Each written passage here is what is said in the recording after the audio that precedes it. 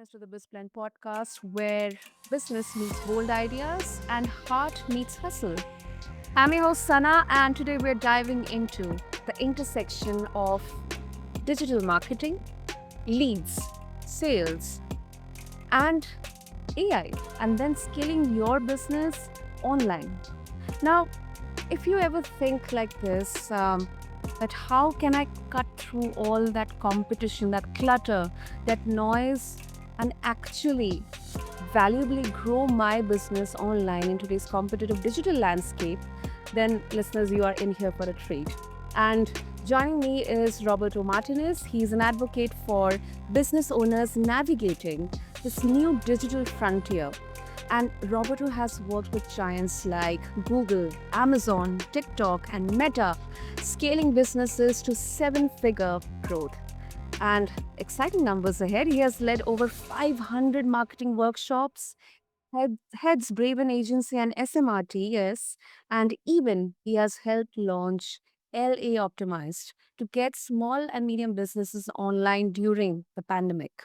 So, whether you are a scrappy startup or you're a scaling brand, then I hope this conversation will give a lot of value to you. And Roberto will definitely bring some real world insights and strategies that will work for you. So, with that, Roberto, welcome to the show. And it is such an honor to have you with us. It's a pleasure to be here, Son. I'm very excited to be here with you and your community talking about how to help our small businesses grow and scale. Absolutely. Yeah, I mean, first let's talk about your journey, your portfolio, Roberto. It's really, really exciting. Some great numbers, some great companies you have, giants you have worked with. So, but you have also helped small businesses scale to seven figures using digital marketing and AI. So I would love to know where do you think a small business should actually start if they are feeling overwhelmed by the options, when they are planning their online presence strategy or scaling their brand online. What a great question. It depends where we are as a business. If we're just getting started, we want to have an MVP, most viable product, and test out that MVP in the marketplace. We don't want to spend a lot of money. We want to make sure that there is a market fit. So what do? We get the product or service and we test it out on free platforms. If it's a product, Pinterest, Facebook, Marketplace, Instagram will let you promote your product at no cost. And that will give you feedback to see if there's a market fit. Now, if we're bigger, if we're already in the market and we're ready to grow and scale, then it's all about monopolizing the different solutions out there like TikTok Shop, Google ads, Facebook ads, Instagram ads, LinkedIn ads to really drive the funnel, but also having an amazing website that allows you to convert those prospective customers in real time. And so understanding, is this product a product fit? And if it is a product fit, let's leverage some of these amazing channels to drive sales. Mm. Yeah, and because I know many of our listeners, they feel like they're constantly behind. There's so many platforms right now to look over to, and every other platform has a new feature, new trend coming up every day or every week. So here exactly lies, or this exactly ties to my next question, Roberto. So let's say I do have a blueprint to start making my brand present digitally online. However, I don't know where to start, on which channel to look forward to. And then there is another question coming up about the budget. Since you have worked with giants like Google, Amazon, and then you're also helping small businesses. So I think more than the channel they need to work on, or the platform they need to work on, I think the biggest concern here sometimes you know uh, comes up is the budget. Maybe as a small business, I may not have enough budget to compete with a giant like Amazon. Let's say if I'm starting some kind of e-commerce business or e-commerce brand. So what's your view on this, Roberto? No, I get it. It's really difficult sometimes for our business owners to get started, to get traction. and to leverage the right channel and invest in the right place. So the first thing that always helps me and my team communicate to our business owners is, let's make the numbers make sense for you. What's the average cost to acquire one of your customers? And how do you acquire your customers? Understanding that is going to help you lower that anxiety level we all feel when we're spending our own hard earned dollars to grow our business, to grow our company. And so the second thing you can do is understand your customer acquisition cost and how much that prospective customer is cost in each one of those channels. So let's say customer acquisition cost is how much do you have to spend to acquire that customer within a digital marketing spend. The beauty is that you have AI now that can give you some benchmarks, some pointers on this is how much it costs to acquire a customer on Facebook, on Instagram and TikTok, on Twitter or X, on LinkedIn. And depending on where your customer lives, that's going to be a great way to test out that channel. Now, the other way is growing out your followers. And what do I mean by this? Now more than ever, we can create amazing content, very, very inexpensive, put it out on the internet and see if anyone is connecting to our brand and build our followers, build up our email list, build up our text messaging so that we can use those tools. Those are tools very, very inexpensive. It doesn't cost a lot of money. It's not very prohibitive for you to launch your product, e-commerce product online. And the third way that I love when small businesses do it, identify partners in your ecosystem that aren't in direct competition to you, but can leverage those social media brands, those email lists that those third party partners might have. One of the great things that we are able to do at our company is identify other partners that might be your partner that could share that list of 2, 3, 5,000 emails where you're just getting started. And so that allows you to reach scale very quickly without breaking the bank. Wow, yeah, that this is a very effective channel. I think it's affiliates and within the network uh, to look out for. And also, I think with regards to the second point, correct me if I have understood it wrong. So it means that, Roberto, as a small business, let's try out all these channels. Let's put out content and then see where are we getting more engagement or more followers, something like that, or it's something differently to be Yeah. approached. So the first thing is just understanding where the customer live, talking to that customer that buys from you, understanding how they found you. It's a lot of market research. We call messaging strategy and survey, just touching that customer and saying, how did you hear from us? Why did you buy from us? Like, where did you buy? Where did you connect with our brand? And so for us, we just have to find out where they're at. Now, I love what you said. Affiliates is really important, but identifying the best affiliate, identifying the best channel for you as a small business owner is going to be crucial because you want to, let's say you have 5 channels. You talked about them, the social media channels and all those that are involved with their email marketing, paid ads, affiliate or referral, and not all channel is the best channel. You want to identify the best channel for your product that sells at the highest margin. So while all 4 channels might be selling, you want to identify the one that sells at the highest rate at the lowest cost. And so you have to leverage some of those street tools. One of the things that I highly recommend anyone do is start by just having an online presence. And if you have a little bit more budget, create that website because that website's going to let you to connect with online analytical tools like Google Analytics, Google Search Console, and Google Tag Manager. So you could see where your customer came from and where your customer converted. And once you do that, the guessing game becomes obsolete. You no longer have to guess. You can use real life data to guide your decision making. Hmm. Yeah, makes sense. Makes sense. And Roberto, digital marketing has now been kind of uh, an established industry here. AI is in that boom phase right now. But when we see this from a perspective of business or scaling our business, growing our business, um, when do you think is the right time to start? I mean, uh, is it better if we start immediately? Let's say I'm thinking as an owner immediately, or I would need some time to understand my PMF or my target audience, and then gradually I'll decide that, okay, this is the right time to start.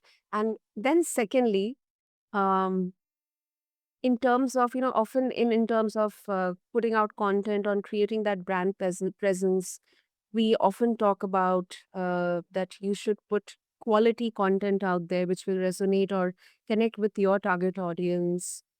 And then on the other hand, we'll say that, okay, let's put more and more content probably every day or maybe every week and see what kind of responses we're getting. So where exactly, how exactly should we strategize this in terms of the content the brand is putting up or I'm sharing?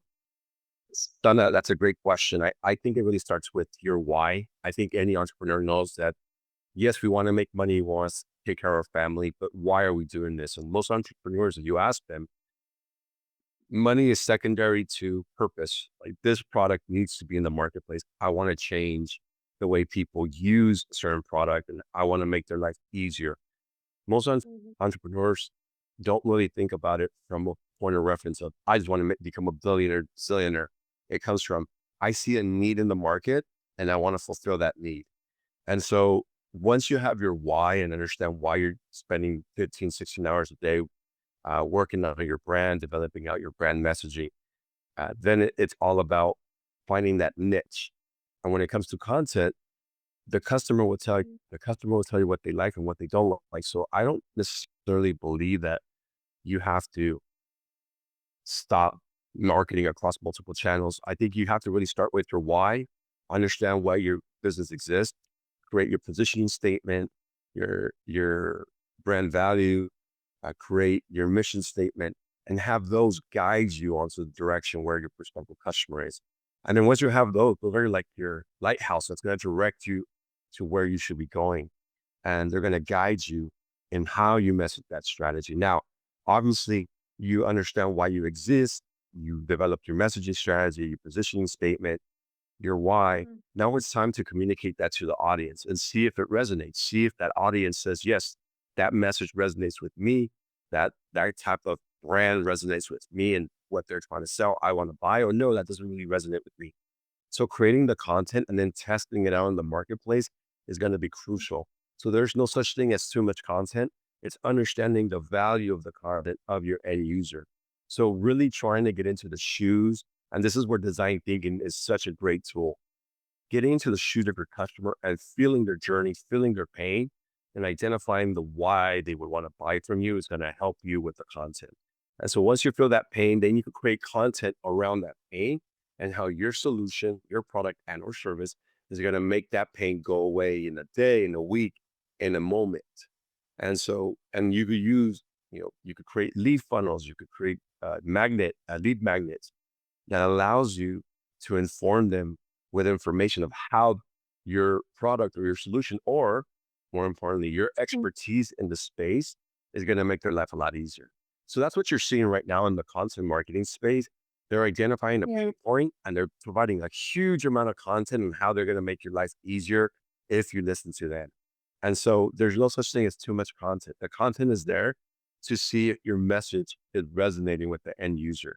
And once you figure out, yes, this message resonates with them, then it's time for you to create multiple styles of that content across multiple channels. Totally, totally. That is really important. That is really important. That's such a great takeaway for all the entrepreneurs and business owners out there. And another, I think, aspect which is really so it's holds so much of importance in digital marketing is personal branding. And I think this is very much relevant, especially in for small businesses who, although they are physically locally present, but I think pandemic kind of forced them to create an online presence as well. We have seen many traditional businesses locally present who are physically available, but during the pandemic, we saw such a pivotal shift that had to be done. It was kind of imposed upon them to make that transition. So, what kind of strategies would you recommend for a business owner if they want to create an online presence, maybe with help of personal branding? especially for local businesses? Yeah, well, people buy from you and they buy you as the extension of the product. So you have to understand what your local personal brand is. And if you Mhm. want it to be associated with your company, that's a really difficult decision for some business owners. But it's up to Mm. them if they want to do that or not. They could use someone else within their company that they trust. They could use avatars now with AI. You don't necessarily have to be the face of your company. You could have an avatar look alike be the face of your company, talk, walk, speak, and create a massive amount of content in that avatar's likeness. And that likeness can be a likeness to you. So I've seen business owners do that. But I think I want to go back to something that you said where you talked about leveraging the content, building up your brand, knowing that you need to create this content. Now more than ever, user generated content is the way you build credibility. Identifying third party associates, affiliates, whatever you want to call them, that could repurpose your content and push it out on your behalf is going to be extremely helpful. There's a lot of platforms right now that allow you to get reach very quickly using that user generated content. So platforms like this is why platforms like TikTok are so influential because it's a third party person in essence say, I trust this brand, I trust this person, you should trust Mm. them too. So it's a halo effect that you have with an affiliate, especially if that affiliate has 20, 50, 100,000 users. So that's really important to take. And the last piece I would talk about when it comes to your own brand is what do you represent in the marketplace? I love the idea of developing out entrepreneurs and business owners as thought leaders. You are a thought leader because you say, I believe in this product. I live my life developing out this Yeah. product or service. And so I have expertise in that space. So I don't necessarily think it's about generating content, but I think it is about you want to share your gift to the world. And if you see it in that lens, it's more of your helping your consumer better understand the industry, the sector, how to use this product, how not to use that product, what's coming on over the horizon. And that builds trust and credibility. And so when you're developing up your brand, you are the thought leader in that space. You want to build up the trust in your consumer. So how do you do that? By telling them what's going to happen, how it's going to happen, why this is important for them to recognize, how are you going to help them maneuver or guide through that space. And so Mm. that way you can just create a ton of content because you are the subject matter expert. We all know that uncle or that cousin or that friend that knows a lot about one thing and one thing only, and that's all they talk about. That's in Yeah. essence what you want to do for your brand. Yeah, that's a very very good point you made, and I really loved that you mentioned about expertise here because especially in service led industry or where you actually uh,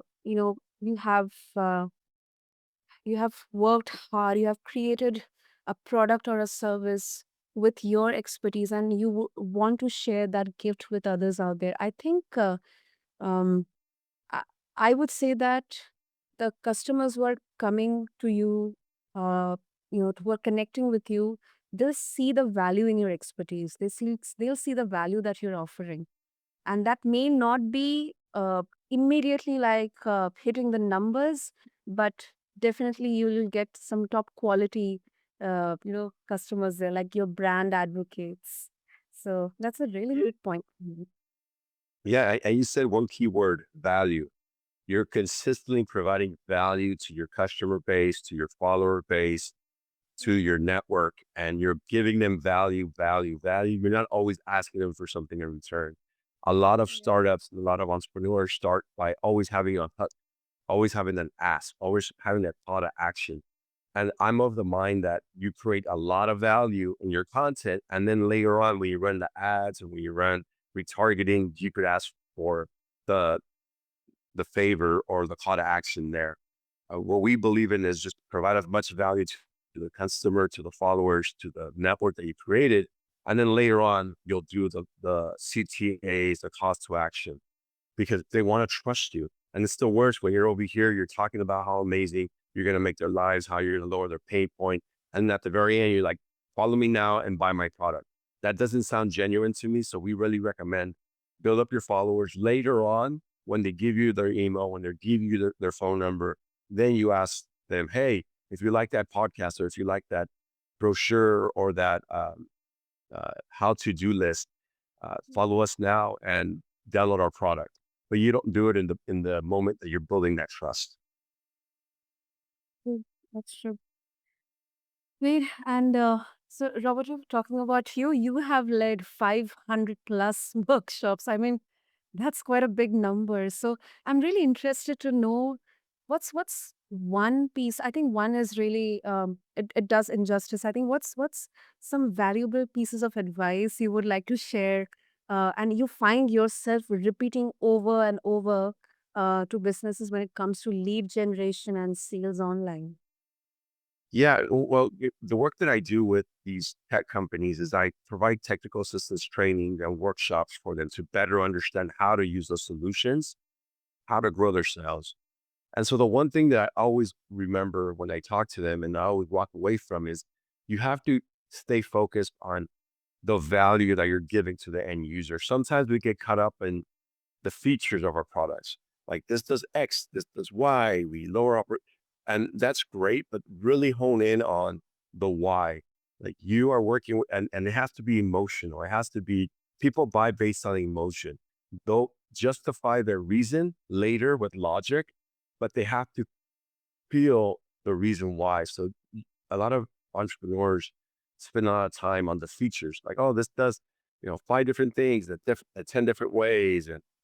And sometimes that's analytical, that's logical. What you really want to talk about is the pain that the customer is going through and how you are going to resolve that pain or the happiness you're going to give the customer and how, yeah, you can buy other products or use other services, but this is going to make you 10 times happier. I'm exaggerating here with the percentages, but the customer has to feel that you're providing them something 10 times better than anything else that they're going to experience. And that you don't do that through features. You do that through the trust, through the confidence, through the ability to demonstrate the value, like you talked about before. And so you mentioned my company, Smarts. Uh, uh, it's a software tool, and Mhm. a lot of businesses, when we started, we talked about, oh, you increase revenue by 15%. If you're an e-commerce product, you increase revenue by 45%. And we are able to identify and benchmark your pain points, blah, blah, blah. And the truth is that didn't really sell. You know what sold, Sana? Uh, we are your AI business consultant. We're your AI business coach. We are here with you every step of the way. You can trust us to be here. And that made them feel I'm not alone. I feel safe. I'm willing to spend the money as opposed to 15%, 45%, 75%, whatever. They don't like that's nice and I like that, but I'm alone. I'm an entrepreneur. Who's going to help me? Who could I talk to help me? And that's Mhm. where our solution stepped into. And so the messaging is very important to get right. And so within those 500 courses that I've trained entrepreneurs is understanding that you are a storyteller. You're telling your story. You want to lead with that emotion. You want to engage them. You want to say, hey, I like that guy. I don't know what he's selling, but I'll buy from him. Or I like that girl. I don't know what she's providing, but I want to work with her. Mm, yeah, yeah. I completely agree with you, and that's really smart, really smart. Great, great, Robert. And before we wrap up, it just came to my mind, because a lot of conversations have been on the marketing budget and stuff. So, a lot of businesses they invest heavily in paid ads. We see across e-commerce platforms and then Google and then Meta ads. You know, paying heavily on those keywords, bidding on keywords, and running multiple campaigns, but they see diminishing returns. So, is it because of these, or should we actually question the long term ROI of ads on platforms like these, or is it still non negotiable for growth? I would tell you that you need those tools are there for a reason and they're used for a reason because they work. So we know that they work. Now the customer acquisition cost, the CAC might be very, very high. Our job as an entrepreneur, especially startup, is to get that CAC as low as possible. We want to acquire a prospective customer. If the benchmark is $100, we want it for 10. And so understanding how do you do that? How do I lower my cost? And it's all around the content. It's all around you creating great content that speaks about your specific niche and how you provide value to your customer. I think that what I'm seeing across the board, regardless of what industry you're in, is telling that story through your content brings more users. You adopt those users, and then when you advertise to those users in your platform, it's a lot less expensive. And so it drops the cost because, touch points, a touch point is when you touch that prospective customer so they can know that you exist. We have to continuously touch that customer. There's no such thing as one click convergency, right? One click attribution level doesn't exist. You don't run an ad and all of a sudden they become your customer. You got to continuously inform them, delight them, engage with them, build trust with them. And the only way you could do that is through content. And so content continues to be king. User generated content is going to be the queen. It's going to be what's going to take over everything. Building out a great user generated content strategy is going to be very, very helpful for you to lower your customer acquisition cost, even if you don't run ads. But you'll run ads later, but they'll be less expensive if you create a strong content strategy. Yeah, I love that. I love that, Roberto. So, before we wrap up, if our listeners would like to connect with you, explore more about Raven Creative Studios or Smarts, or they would love to learn more insights from you, what's the best way to do that? You guys could reach me at robert@bravenagency.com. You guys can connect with me on my company, bravenagency.com, or smarts.co. We're here to help you guys. And for those folks that do email me, we'll give you a free business assessment at no cost to you through Smarts. Brilliant. I'll make sure to have all the links in the show notes in there for our listeners. And Roberto, thank you. Thank you so much. I mean, this has been such an insightful conversation on such a commonly discussed topic, but I think, experiences are unique, insights are unique because everybody has their own unique journey and own unique learning experience. So, thank you so much for making it clear that thriving in the digital age isn't just about chasing trends, but it's about building smart, sustainable systems with the right content with value. Thank you, son. I appreciate your time and I appreciate your community. Oh, lovely. So, to all the business listeners out there, if you are ready to scale smarter, not harder, be sure to connect with Roberto. I'll have all the links in the show notes along with this episode on your favorite podcast platform. And yes, we always keep on saying, keep blending bold ideas with smart action, and it is how we build the future of business. Until next time, this is your host, Sana, signing off from Best Blend. Thank you.